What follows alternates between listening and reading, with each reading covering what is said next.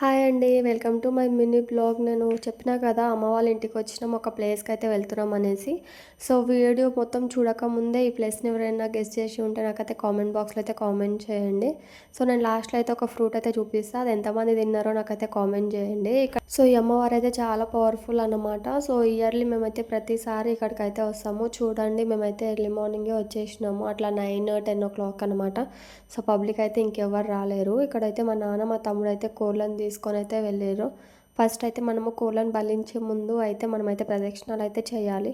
ఇక్కడైతే మా తమ్ముడు మా నాన్న అయితే ప్రదక్షిణాలన్నీ కంప్లీట్ చేసుకొని అమ్మవారిని అయితే మంచిగా మొక్కుకుంటున్నారు. సో మా అమ్మ అయితే లాస్ట్ ఇయర్ అయితే మొక్కుకుంది.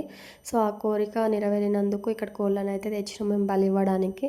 సో ప్రదక్షిణాలు చేసిన తర్వాత ఇక్కడ కోళ్ళని అయితే బలిస్తున్నారు. నాకైతే అలా చూస్తుంటే నాకైతే చాలా బాధ అనిపించింది అసలు. అని మొక్కు కదా, ఇక తప్పదు. సో ఈ ఫ్రూట్‌ని మీరు ఎంతమంది తిన్నారో నాకైతే కామెంట్ చేయండి. ఇదైతే హెల్త్‌కి చాలా మంచిదంట. ఇదైతే నోట్లో పెట్టుకోంగానే కొంచెం పుల్లగా, తియ్యగా, నాకైతే అది మోసంబి తిన్న ఫీలింగ్ అయితే వచ్చింది. మా భాషలో అయితే దీన్నైతే నక్రా అని అంటారు. మీరేమంటారో నాకైతే కామెంట్ బాక్స్‌లో కామెంట్